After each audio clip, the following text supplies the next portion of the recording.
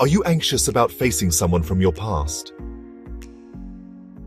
Genesis chapter 33 verses 1 to 20, Jacob meets Esau. Jacob saw Esau coming with his 400 men, so he divided the children among Leah, Rachel, and the 2 concubines.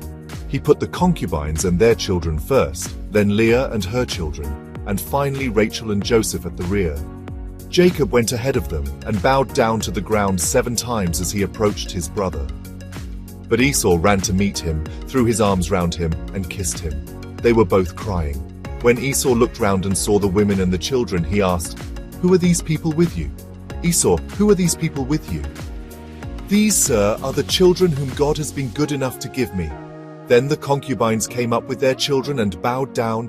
Then Leah and her children came, and last of all Joseph and Rachel came and bowed down. "What about that other group I met? What did that mean?" "Jacob, it was to gain your favor." "I have enough, my brother. Keep what you have." "Jacob, Theo. No, please, if I have gained your favor, accept my gift." Jacob kept on urging him until he accepted. "Let's prepare to leave. I will go ahead of you. You know that the children are weak, and I must think of the sheep and cattle with their young. If they are driven hard for even one day, the whole herd will die. Please go on ahead of me, and I will follow slowly, going as fast as I can with the livestock and the children until I catch up with you in Edom. Then let me leave some of my men with you. There is no need for that, for I only want to gain your favor." So that day Esau started on his way back to Edom.